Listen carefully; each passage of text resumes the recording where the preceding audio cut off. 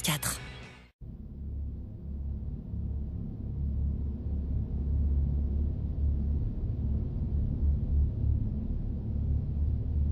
Aujourd'hui en Europe, une minorité croissante des personnes que l'on désigne comme survivalistes estime qu'il est nécessaire de se préparer maintenant à des événements pouvant entraîner l'effondrement de nos sociétés et des systèmes qui les régissent. Le survivalisme recouvre une diversité de modes de vie, de courants de pensée et de mouvances politiques souvent marginales, allant de l'altermondialisme à l'extrême droite. Hi, this is Piero San Giorgio and welcome to my YouTube channel. I am the author of the best-selling book Survivre à l'effondrement économique, also translated in English, Survive the Economic Collapse, in Arabic and in Italian, and hopefully many other languages to follow, like Russian. Давай! On this channel you will listen about survival, about prepping, but most importantly on the reasons and the consequences of the inevitable economic collapse. How you can prepare yourself and how you can hope to survive yourself, your family, your community, and perhaps your country.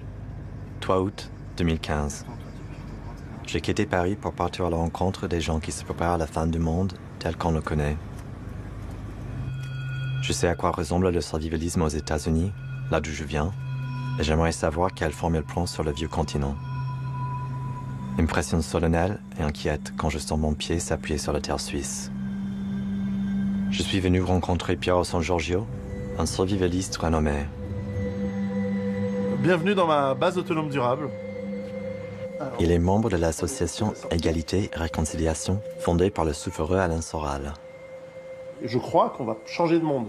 Comme ce futur risque d'être beaucoup plus difficile que le monde qu'on a connu ces 70 dernières années, les préparatifs que nous devons mettre en place pour un chacun, à mon avis, sont pour tendre vers l'autonomie. L'autonomie qui nous donne la vraie liberté et que donc il va falloir se préparer dans la durée. C'est-à-dire qu'il ne faut pas simplement avoir des stocks ou des boîtes de conserve à la cave, mais il faut se préparer, par exemple, pour la nourriture, c'est-à-dire d'avoir l'autonomie pour l'eau, l'énergie, le maximum de choses dont on a besoin pour vivre d'une manière pas forcément luxueuse, mais durable, parce que il n'est pas dit que les crises soient passagères. Alors voilà, on a une pomme de terre qui est arrivée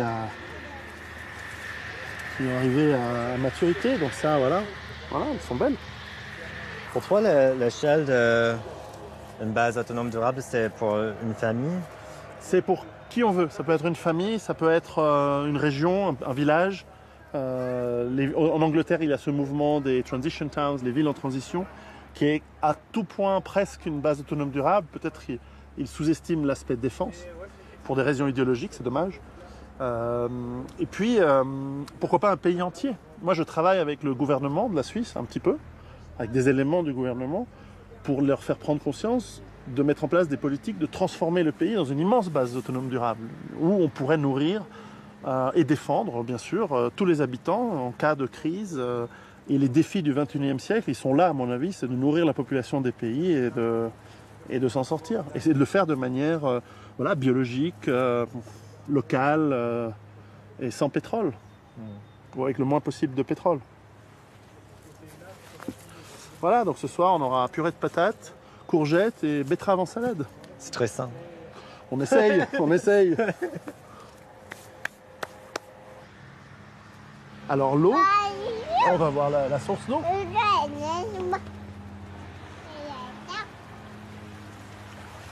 L'eau qui s'infiltre par la pluie et la neige, elle est filtrée par les roches et donc elle sort assez potable, c'est comme de l'eau d'Évian. En fait, j'ai cherché d'acheter cette ferme à partir d'une longue réflexion. Moi, j'ai commencé à réfléchir aux problématiques du monde à partir de 2003. Entre 2003 et 2005, j'ai pris conscience de là où je crois qu'on va aller. Et clairement, l'eau, c'est un des critères. Donc, je voulais un endroit isolé, mais pas trop, et en même temps avec la capacité de produire de la nourriture et donc des sources d'eau, déjà pour boire, pour éventuellement, bien sûr, l'hygiène, mais aussi pour le potager, pour la production de nourriture et éventuellement un jour des animaux.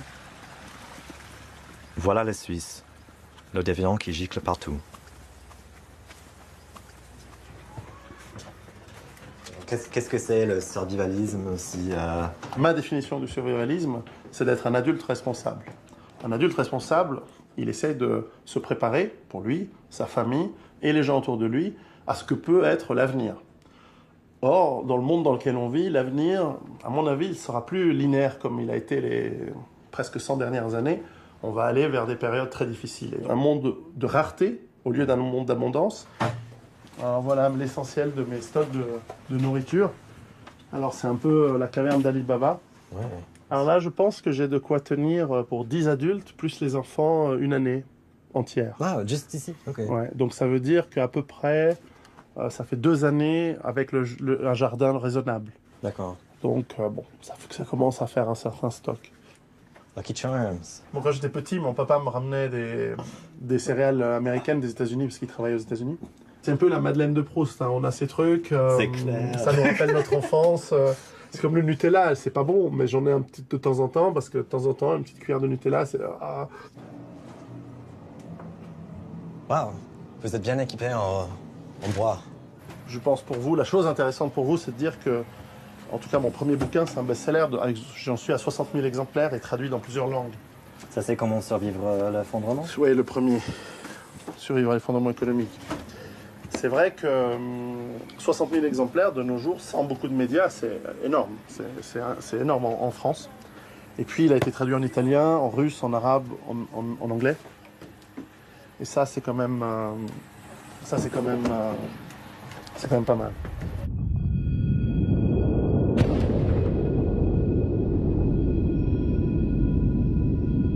Le mouvement survivaliste moderne est né chez mes concitoyens aux États-Unis en réaction à la course à l'arme nucléaire de la guerre froide.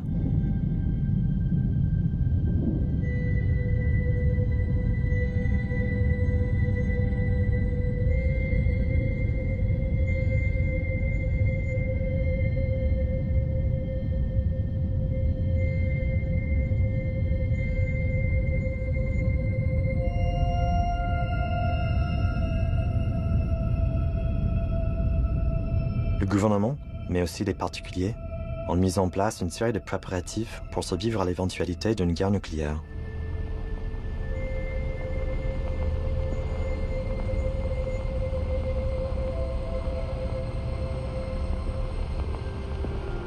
Food, water, sanitation equipment, medical kits, and radiological instruments. With foresight, you can have a home shelter for the protection of your family, built from specifications and cost estimates for various types of shelters provided by your local civil defense office. Here you are afforded time, distance, and shielding if and when fallout should ever occur in your community. En cas d'attaque nucléaire, les êtres humains, tels des taupes, pensaient se réfugier sous terre pour fuir leur radioactivité. Ils auraient attendu dans leur trou avant d'en sortir pour reconstruire le monde.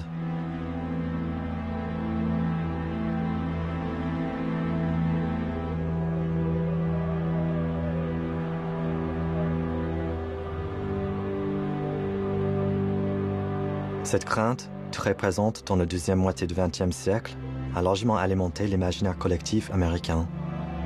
Dans les science-fiction des films hollywoodiens, la possibilité d'une fin catastrophique de la civilisation est présentée comme quelque chose d'immédiat et spectaculaire.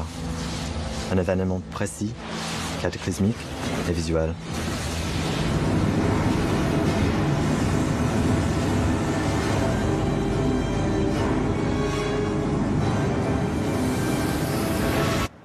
Bonjour. Benjamin. Vincent, enchanté. Ça va? Quoi ça va? Je dirais là, c'est une vieille voiture. Hein.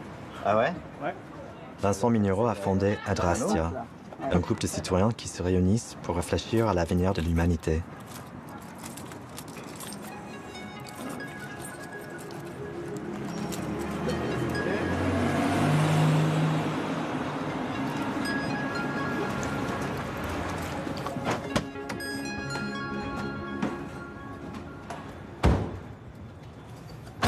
J'ai fini par et éventuellement découvrir que l'humanité avait un souci existentiel profond, intrinsèque. Voilà. Qu'elle portait en elle des dangers qu'elle générait par elle-même. Et en partant de questionnements personnels, en fait, j'en suis arrivé à des conclusions d'ordre global et général et qui me laissaient penser, et ça se confirmerait en ce moment, qui me laissaient déjà penser à l'époque que nous allions détériorer notre environnement au point de nous mettre en péril. Voilà. C'est ça le cheminement. Ce qu'on vit en ce moment en France et partout dans le monde, cette année 2015, c'est une année de transition climatologique majeure. Il se passe des événements qu'on n'a jamais vécus et d'une ampleur incroyable. Et si ça, c'est-à-dire genre le mois de juin qui était très... Ça fait depuis le mois d'avril qu'en France, à Lyon, en Bourgogne, il fait 5 degrés de plus, quoi. Alors la moyenne, elle n'est pas à 5 degrés de plus, elle est à quelques dixièmes de degrés en plus, mais on a une sécheresse, on a une canicule exceptionnelle et surtout c'est mondialisé, c'est-à-dire que c'est en plusieurs endroits. Les forêts brûlent comme elles n'ont jamais brûlé. En Alaska, c'est la première fois qu'elles brûlent, depuis des milliers et des milliers d'années. Ouais, dans l'État d'où je viens, il y a une forêt, je viens de l'État de Washington, il y a une forêt comme un rainforest qui brûle cet été alors que c'est une forêt a priori très... Donc moi les données je les ai, j'ai pas de problème avec ça. Et en plus ça commence, enfin, si je veux être un peu dramatisant, voilà, on y est là. Nos ancêtres ont choisi, par exemple, le moteur à explosion, l'utilisation d'énergie fossile. Ça s'est fait il y a un siècle et demi. Ça a des conséquences sur nous, et nous, on est un peu bloqués dans ces choix. C'est-à-dire que toute notre innovation, tout notre système d'innovation technique dépend de ces choix et va essayer de trouver des solutions aux problèmes qu'ont générés nos ancêtres.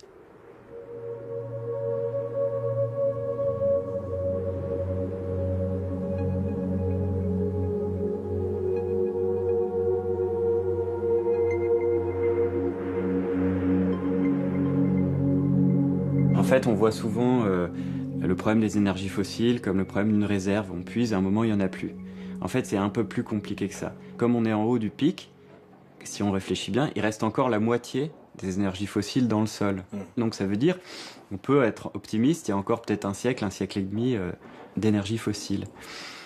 Et c'est pas si simple parce qu'en fait, quand on commence à creuser, ce sont les matières les plus facilement accessibles qui sortent. Le pétrole, il gicle dès qu'on fait un trou.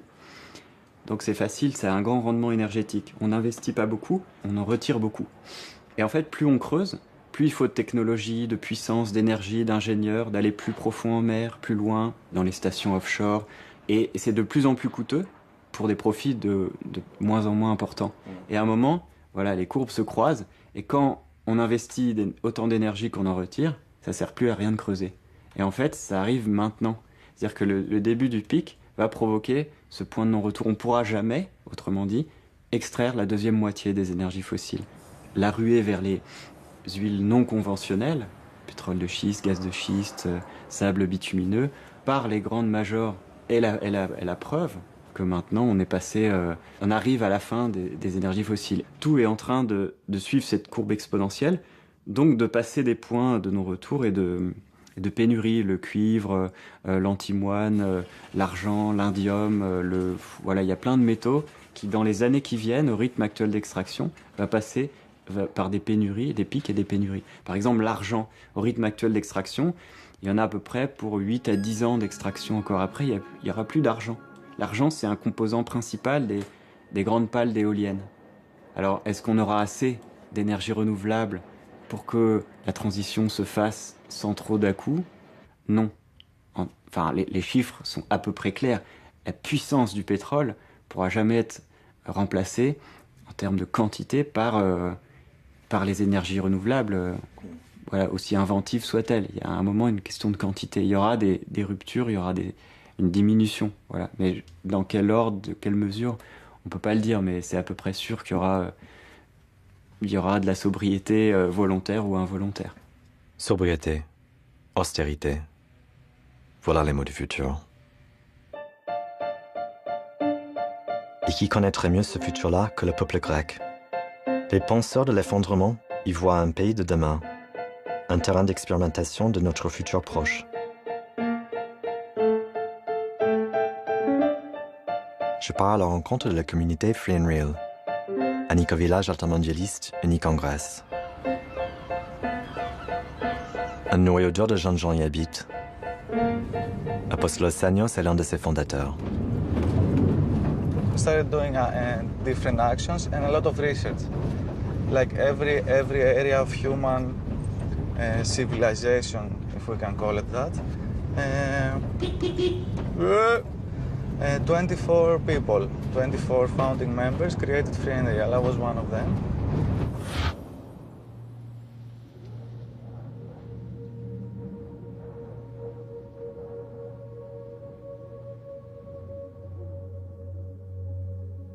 Chez Free and Real, les membres de la communauté appliquent à eux-mêmes des mesures d'austérité. Ils ne mangent qu'une fois par jour. Première impression, ils sont très efficaces.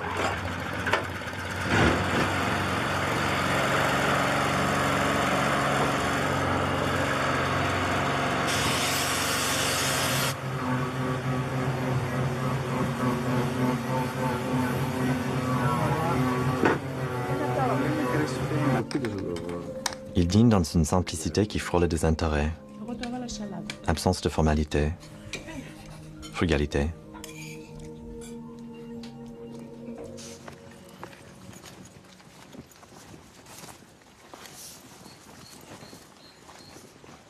The whole community is vegan.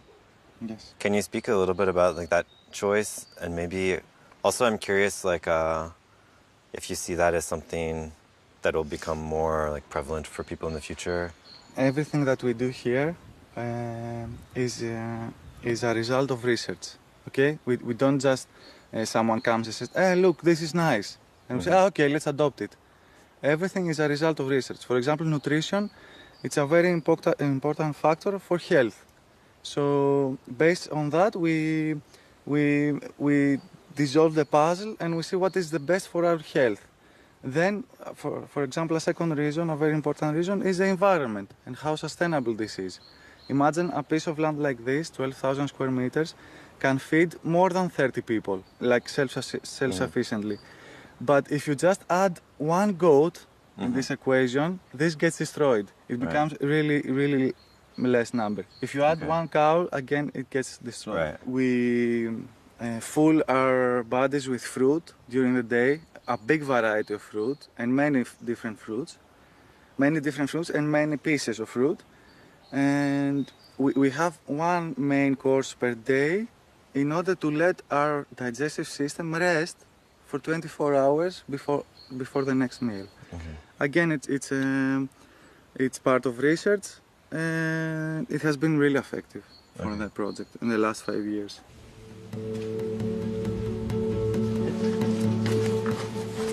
Here we have some babies. This is like turnips? No, these are avocado Oh, wow. and sweet potato. And these ones we just planted today. Basically, you just stick them in. Wait, what is that? This is the toilet. Dry compost toilets. We don't flush. There is no water really involved. Okay. You cover it with sawdust.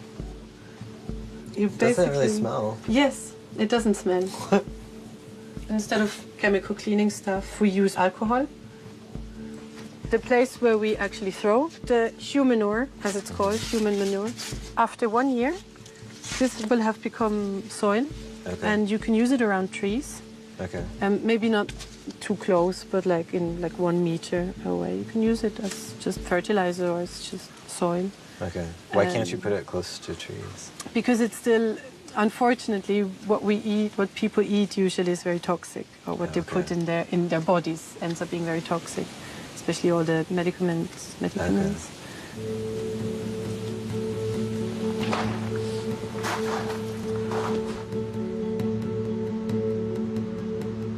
That's the drying house for herb drying. You take them and you make them small. Oh, yeah. The Free and Real is not really a community, it's a project. It's a project to build up a school for self-sufficiency and sustainability. There are people coming with their children, you know, it does happen, but they're not staying for months. Yeah.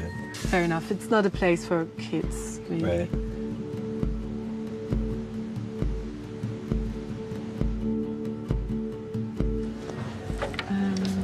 Wow.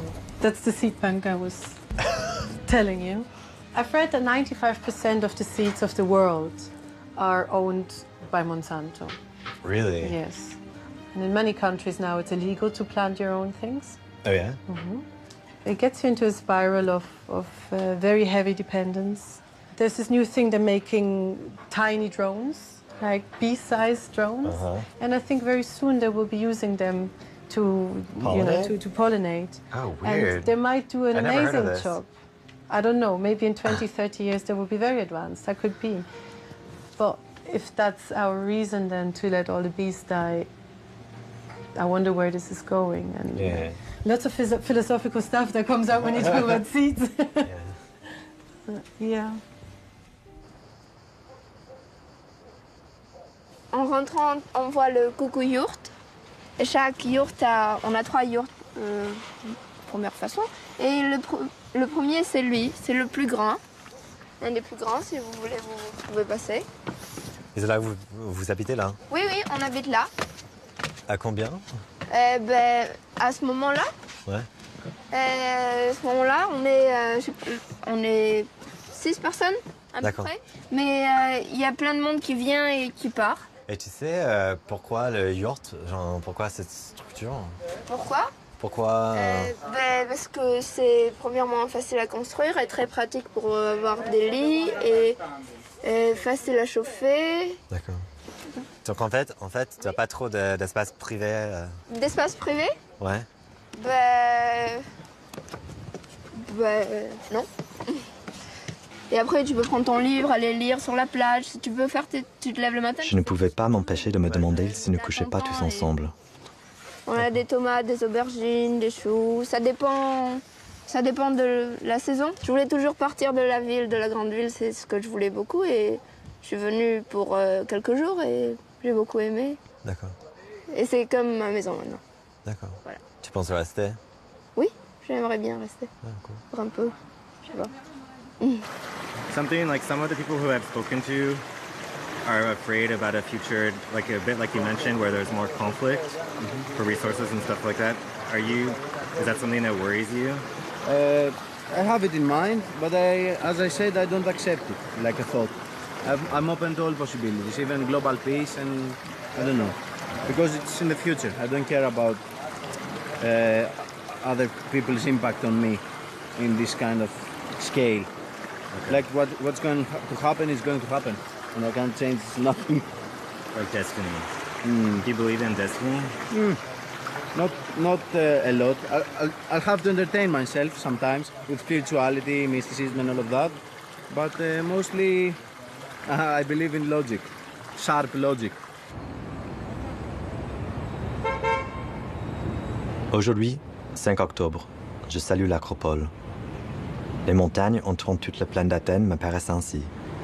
Elles sont grises à leur sommet et sans végétation. À l'intérieur de la ville, beaucoup de magasins fermés. Il me semble que la ville est comme fatiguée de tous les siècles qu'elle a traversés et qu'elle murmure le plainte monotone de je ne sais quelle lassitude. On dit que les oiseaux sont les fleurs de l'air. Mais alors, quelles fleurs seraient ces pigeons athéniens? Tandis que les membres des Free and Real se préparent pour le futur, les Athéniens s'occupent de leur présent, pour le meilleur et pour le pire.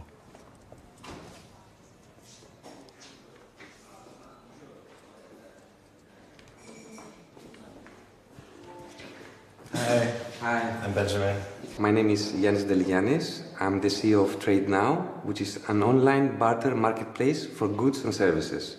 Okay. And how old is your company? We started 2.5 years ago. We were working, we had our normal jobs, everyday jobs like everyone else. What was your normal job? I was head of internal audit at Vodafone. Okay. So I had a very good job, but crisis hit us and hit us hard.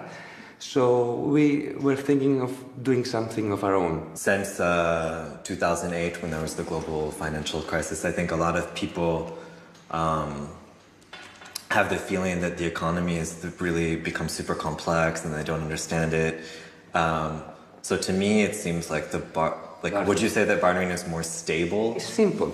Yeah. But barter exists since the beginning. I mean, it was before money was invented. So before money was invented, people barter. So it's a very simple form of trading. You call it the Middle Ages. It is the year 1350. Although in our age, all years are pretty much alike.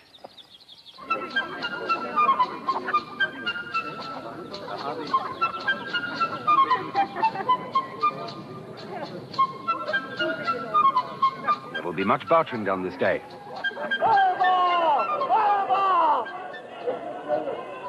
CTV on the offer. Glamis Gold, 6 1/4 bit Glamis. Pinto on the offer. Extrado on the finish.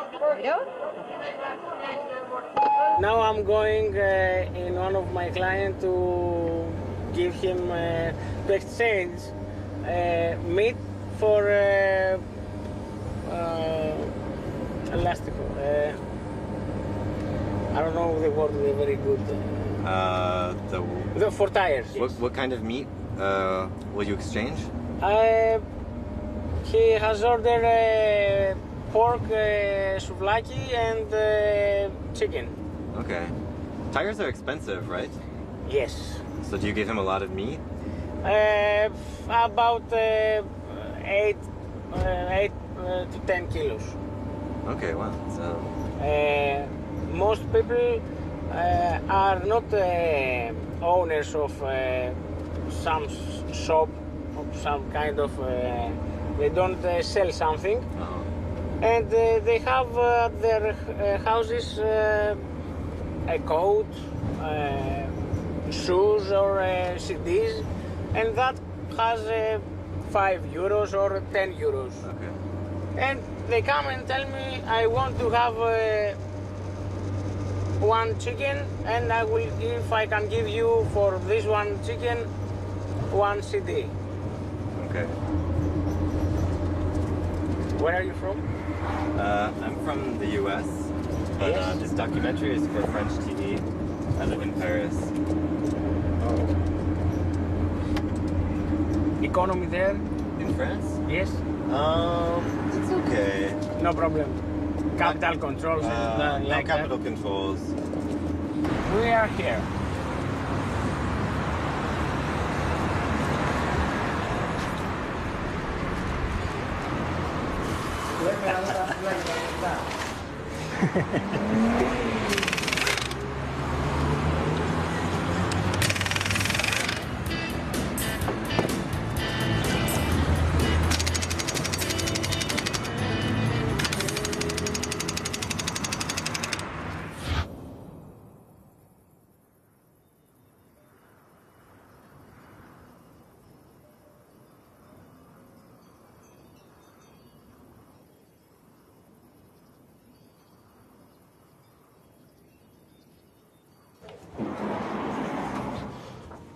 Couper le bruit.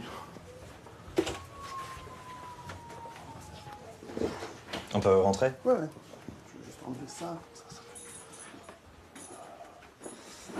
J'ai la chance d'habiter mon pays, la Suisse, où chaque citoyen est censé, dans le cadre de la milice, de l'armée de milice, défendre le pays en cas de problème, en cas d'attaque extérieure, etc. Bon, c'est notre tradition. Donc chacun d'entre nous a par exemple, typiquement, typiquement le fusil de l'armée. J'ai un permis de port d'armes et clairement j'ai la formation pour utiliser également mes armes si nécessaire. Vous portez ça tu portes ça tout le temps? Sur là où j'ai le droit de le faire, je le porte tout le temps. D'accord, parce que tu n'as pas le droit de le faire partout Pas en France, par exemple. Il peut être envisageable que notre pays, la Suisse, à un moment ferme ses frontières et n'accepte plus aucun réfugié, ou comme nous l'avons fait pendant la Deuxième Guerre mondiale, et que nous devions devenir autonomes et autarciques. Alors évidemment, on ne l'espère pas, mais c'est un des scénarios que nous étudions au niveau du pays, bien sûr, et que nous savons faire. Après, moi, je crains pas le citadin parisien de venir ici en Suisse, mais peut-être que je crains le citadin de Zurich, de Lausanne ou de Genève qui, si les systèmes d'approvisionnement s'effondrent complètement et si les systèmes étatiques ne sont pas capables de ravitailler les villes, paniqués, viendraient dans les montagnes essayer de voler, prendre, piller. Bon, tout ça, ça va se gérer. Tout ça, ça va se gérer par des procédures, par des lois, et le cas échéant, par de la force. Good morrow, good woman. Are you away to the town? Ours is a mistrustful, a wary age. The result of unhappy experience. The countryside is not a safe place for travelers. Not the safety in numbers. Where are you going on the King's Highway? We are pilgrims. Pilgrims, eh? Well, be on your way.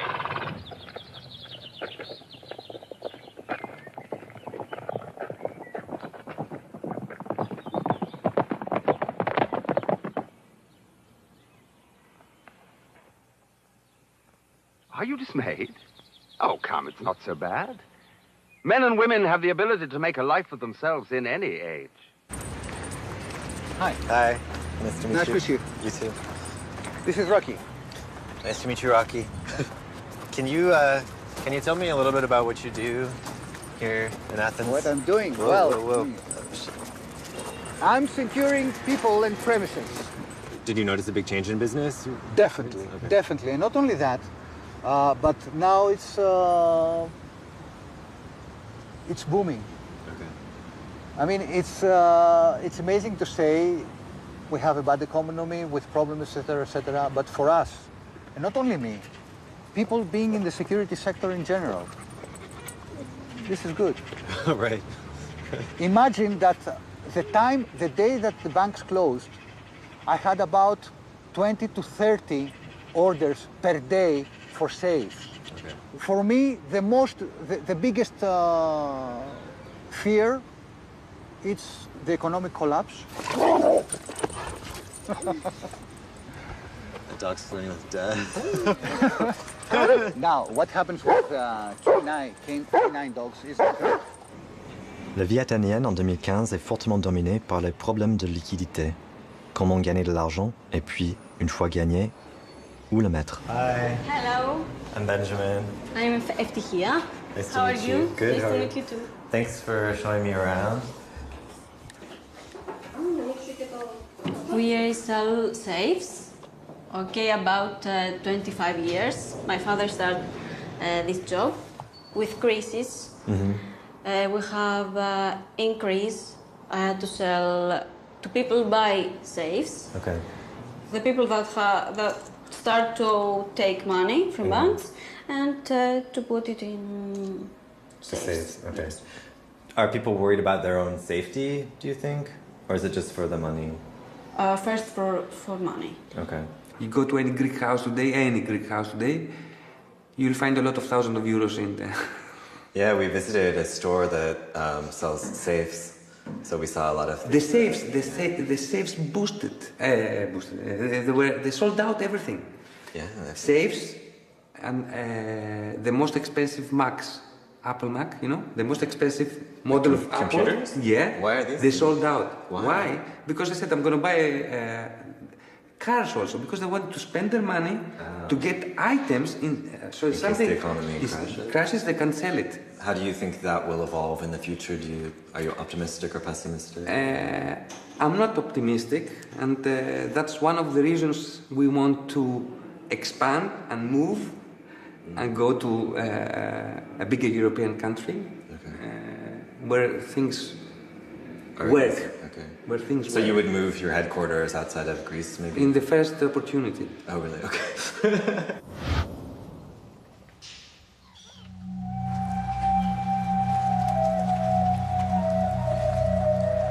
Henry David Thoreau avait que 2 ans, 2 mois et 2 jours dans cette cabane, charmante mais austère, au bord du lac de Walden.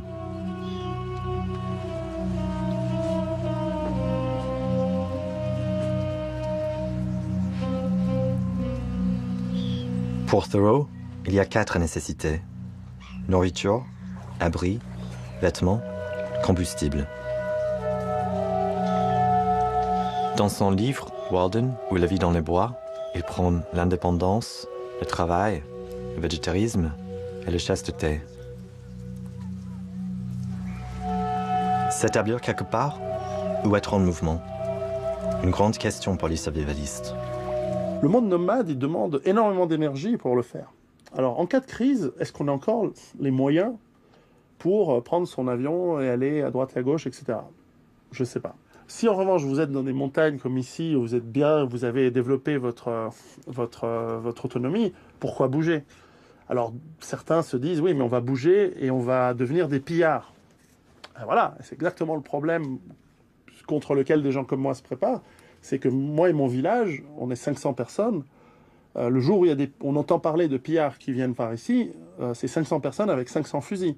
Alors souvent dans les débats qu'on a avec le public, il y a Mad Max qui ressort, et moi aussi, moi qui ai vu ces films très jeune, comme Star Wars, comme Star Trek, quand on pense à effondrement, on peut avoir des images du genre, voilà, Mel Gibson avec un fusil à pompe dans le désert, on va tous s'entretuer pour la dernière goutte d'essence, ou inversement, on peut se dire, bon mais ils vont nous trouver quelque chose, avec les vaisseaux spatiaux, on va aller sur un satellite de Jupiter et la planète est pourrie, la Terre est pourrie, mais au moins on pourra aller autre part.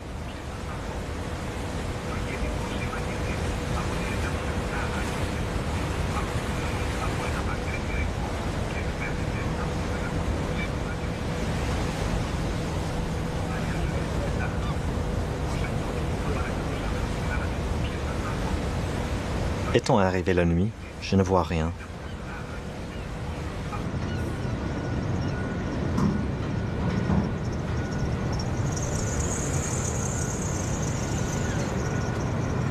Arrivés sur la terre ferme, nous gravissons la montagne. Nous roulons sur une route nouvelle, horriblement faite, avec des tournants qui ont l'air imaginés pour faire se rembourser les voitures.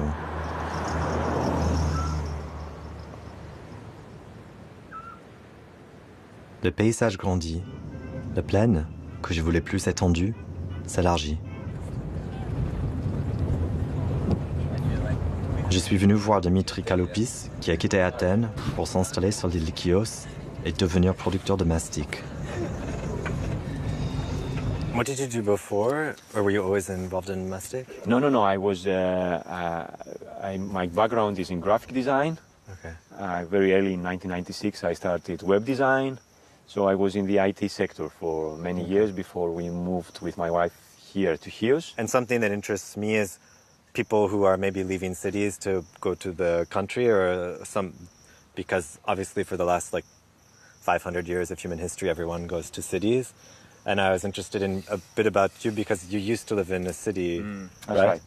Look, this is more like fundamental, let's say. For example, this is, you know that, especially if you have some relation to this island, you know that you have this number of trees, you know what to expect from the harvest, and you also already have a contract with the cooperative. Okay. So in a way, it is safe to say that, okay, I do mastic. It's not any innovation or something new, but it's safe. The plants are actually, we call them mastic trees, but they are bushes. Technically? Technically they are bushes, They look like trees to me. What is mastic used for? Because I don't know if everybody... Already from ancient times it was known for its medicinal qualities, and today is used in cooking, as in cosmetics, and as a medicine. In the Middle Ages, it was the price of mastic was the same as the price of silver. Oh, okay, wow. Yes.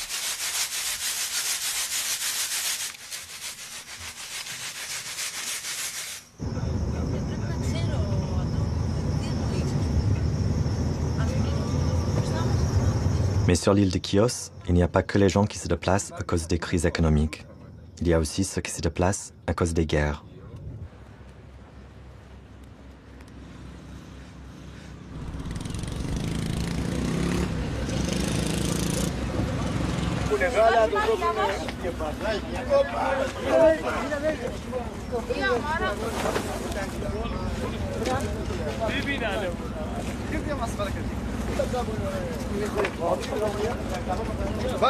Quelques vieux Grecs et étrangers à la retraite accueillent les réfugiés sur le port.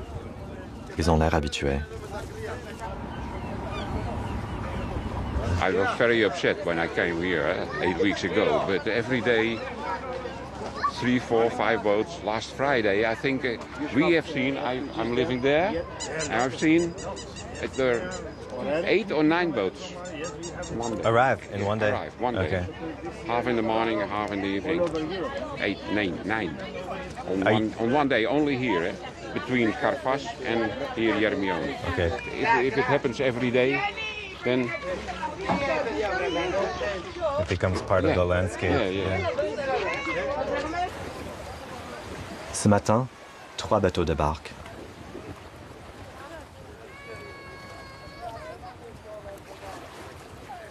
وين احنا يا شباب؟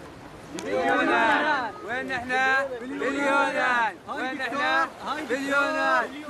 الله يعطيك العافية يا عامر وكثر الله خيرك. Un petit trafic local des moteurs s'est développé. On dit qu'il y a maintenant plus de moteurs que d'habitants sur l'île de Chios.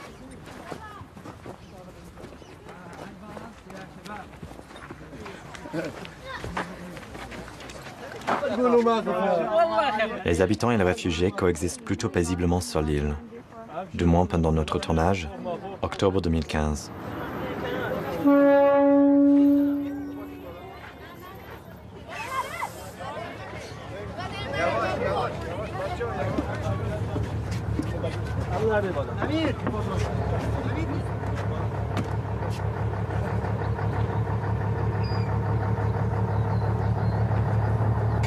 You want to do it?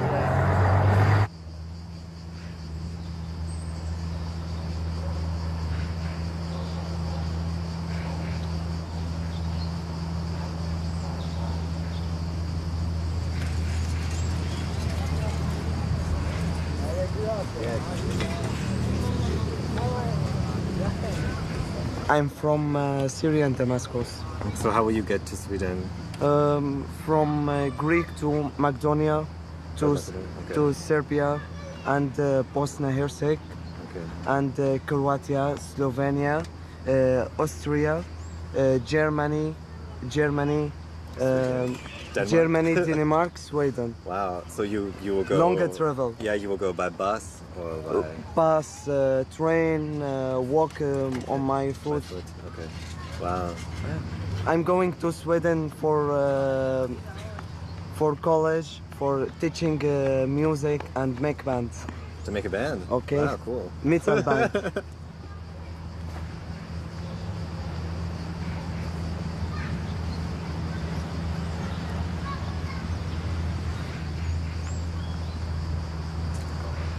La Syrie, c'est un pays qui s'est effondré. Il y a eu des graves perturbations qui sont dues en fait à 5 ans aussi de sécheresse, problèmes climatiques qui ont mis 1 million de personnes dans les rues, puis il y a eu les réfugiés irakiens, et puis c'était une poudrière avec des conditions révolutionnaires, enfin en tout cas insurrectionnelles, et ça a créé une guerre avec Bachar el-Assad qu'on connaît, et on s'invente des raisons après politiques religieuses pour expliquer ça. Bon, en amont, il y a quand même eu 5 ans de sécheresse.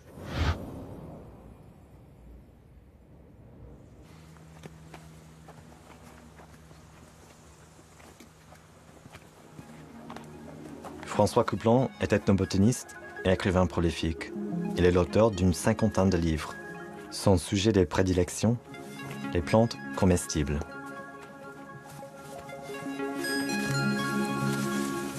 Mais la plante qui est intéressante à côté, c'est celle-ci, on en a parlé ce matin avec mes élèves, c'est les gopodes.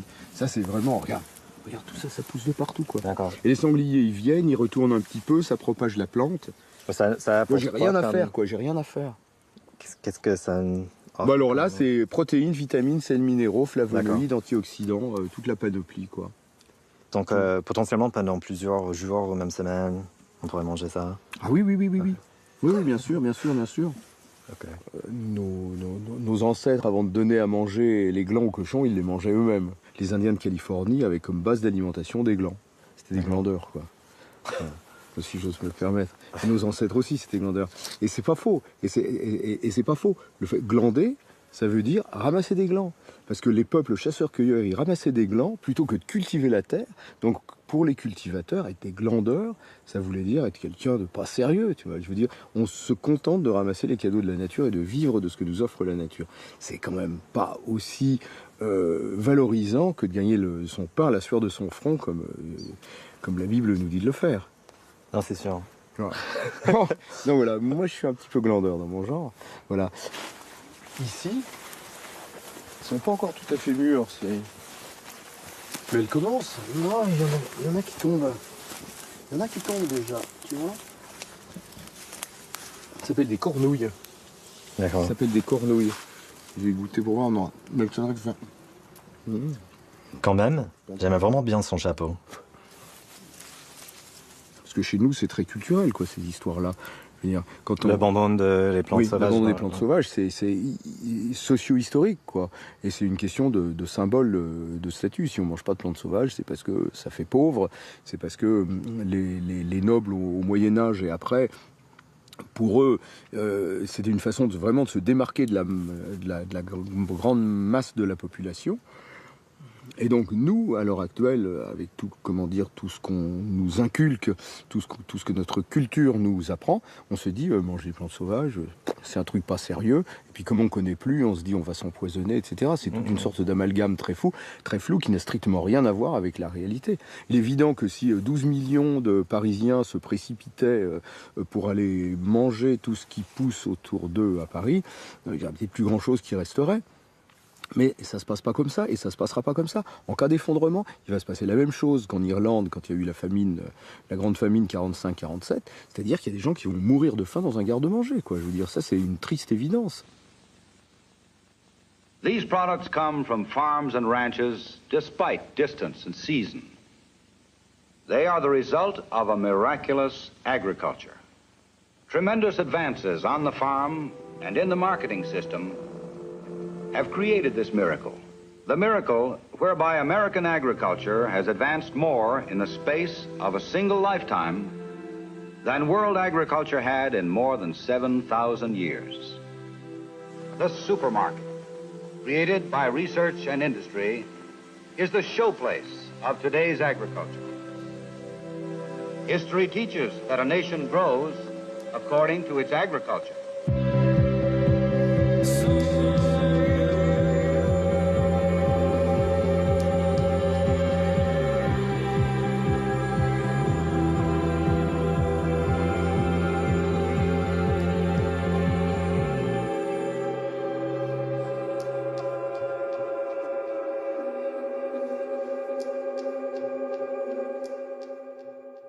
On a tout en barquette, on a tout accessible. C'est très sécurisant, la ville. Ça a toujours été très sécurisant d'être entouré de plein d'autres êtres humains, d'avoir de la nourriture en abondance, etc. Et en fait, l'imaginaire de rupture et d'effondrement brutal provoque l'inverse, c'est-à-dire la peur que l'inverse arrive, qu'à un moment la ville soit le lieu de l'insécurité. Ça, on le voit dans les films de zombies. Et du coup, que les campagnes deviennent un lieu de sécurité, avec un grand exode urbain, puis on retrouve des lieux d'autonomie, on se retrouve vite, il faut boire et manger, c'est la priorité. Donc hop, on va faire des potagers n'importe où, urbain ou voilà. Et donc il y a cette inversion de l'imaginaire qui nourrit aussi un peu le survivalisme, le mouvement survivaliste. Et on dit souvent qu'en ville, les Anglais disent on est à 7 repas de la famine. Ou les optimistes disent on est à 7 repas de la révolution. C'est-à-dire que si tout s'arrête, si par exemple la Rungis s'arrête, Paris peut tenir 1 ou 2 jours avec ce qu'il y a en réserve dans les supermarchés. Toute l'économie des flux tendus fait que Paris est très peu résiliente en approvisionnement alimentaire. Ça l'était un peu plus au Moyen-Âge, etc. Mais on a rendu notre économie, notre système alimentaire extrêmement vulnérable. Efficace, mais vulnérable.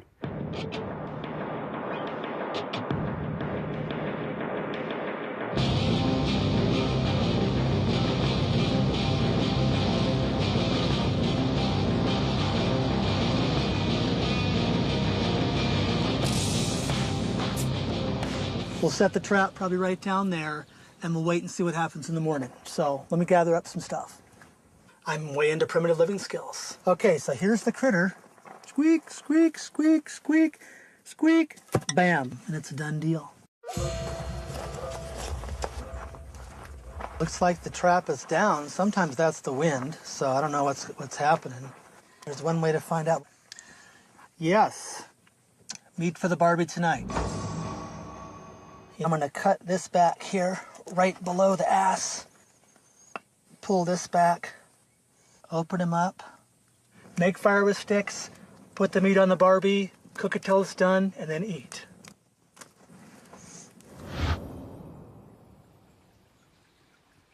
L'histoire de l'Arche de Noé, d'après les chapitres 6 à 9 du livre de la Genèse, commence lorsque Dieu observe la méchanceté et la perversité des hommes et décide de faire tomber un déluge sur la terre pour y détruire toute vie. Un homme, Noé, trouve toutefois grâce aux yeux de Dieu. Il est choisi dans ces conditions pour survivre et perpétuer sa lignée. Genèse 7, 1 à 4. Je me demande si tu as une idée de combien de gens vont mourir, ou je sais pas, genre si tu penses que ça va être genre 1% de la population, genre si ça va être un truc genre énorme. Il y a certaines personnes qui pensent que toute l'espèce va disparaître. Je sais pas, je me demande si... Je ne crois pas que l'espèce humaine va disparaître parce que nous sommes présents, contrairement à avant, nous sommes présents dans tous les continents, dans tous les endroits possibles et imaginables, et avec une capacité de résilience incroyable. Combien de morts, ça dépend du temps. En tout cas, clairement, d'ici la fin du siècle, je pense qu'on ne sera jamais 10 milliards comme l'annoncent les Nations Unies. Je pense qu'on sera moins de 1. Donc ça veut dire qu'il y aura 9 personnes sur 10 qui ne seront plus là d'ici un siècle. Moi, je rêve d'un monde qui se stabilise après un déclin et qu'on retrouve un équilibre et qu'on construise une nouvelle communauté humaine plus équilibrée, plus morale, plus en phase avec son environnement. Je rêve de ça. Je pense que les décennies à venir ne seront pas nécessairement plus violentes. Alors j'ai un discours un peu alternatif sur cette question-là, puisque le discours majoritaire, c'est de dire que le déclin, c'est la violence. J'en suis pas persuadé. Je pense qu'au contraire, on risque d'avoir un problème même pour alimenter la violence, les guerres, etc. C'est-à-dire que les guerres, c'est consommateur d'énergie. Donc je dis pas qu'il n'y aura pas de violence à petite échelle, etc. Mais je suis pas sûr qu'il y ait une troisième guerre mondiale, par exemple. D'accord. Parce que c'est très coûteux en énergie. Je pense que la famine, pour la démographie, la famine, je pense, est beaucoup plus efficace que la guerre.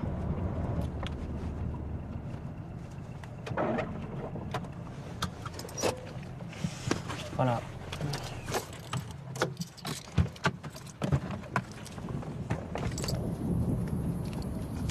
Donc ici, on est quand même à 20 km de Lyon, on est très au-dessus, et ça, on le voit, tout est là, en fait. Il faudra qu'il y ait des gens qui réinvestissent, c'est magnifique, qui réinvestissent les champs parce qu'il faudra plus de personnes dans les champs, et étant donné qu'on aura moins de pétrole pour mettre dans les tracteurs, il faudra aller au champ, j'irai peut-être au champ, j'en sais rien, mes enfants iront peut-être au champ. Les contraintes matérielles vont être de plus en plus nombreuses, potentiellement on aura des difficultés à se nourrir, plus de maladies. Je ne sais pas dans quelle mesure ça ne va pas nous faire nous élever. Spirituellement, c'est pas un gros mot, c'est dans quelle mesure on ne va pas découvrir d'autres horizons. Moi, je suis matérialiste, hein, je ne fantasme pas sur des dimensions métaphysiques de l'esprit, pas du tout. Mais malgré tout, il reste des tas de choses qui pourront être source de satisfaction, sans aucun problème. Je peux te demander si vous croyez dans un pouvoir supérieur ou... Non. Non, ok.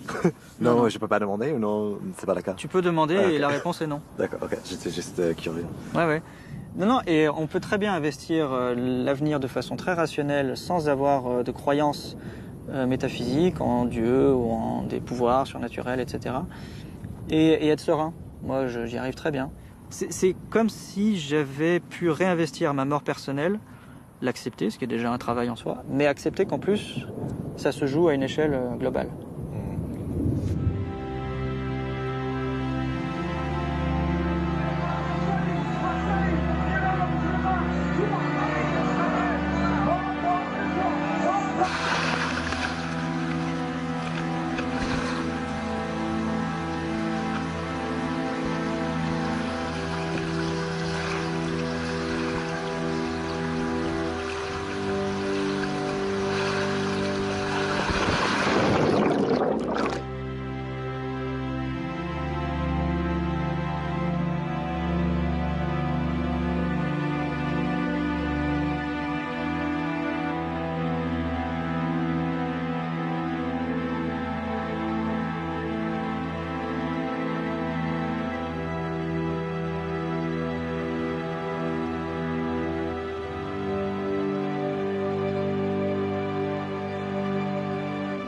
Aujourd'hui, le divertissement qui est basé sur le divertissement informatique, électronique, et aussi sur énormément de substances que l'on consomme et de sorties que l'on va faire dans des infrastructures préparées à cet effet-là, clairement, dans le monde du futur, ça va être un petit peu plus rude, un petit peu plus rare. Et simplement, on va redécouvrir tout d'abord la célébration des cycles des saisons. On va redécouvrir, je crois, et c'est un athée qui vous le dit, une spiritualité liée aux cycles, c'est-à-dire les cycles des passages de l'année, les cycles liés au fait des vendanges, des moissons, des récoltes. On va probablement redécouvrir aussi la vie du village, la vie en communauté. On va connaître nos voisins de palier, on va connaître nos voisins du quartier parce qu'on aura besoin d'eux et parce qu'on aura tellement de difficultés et tellement de travail à faire que l'on va apprendre à se divertir avec eux et peut-être redécouvrir des relations humaines saines et vraies. Et ça, pour nous autres, moi j'étais citadin avant, donc je sais très bien comment c'est.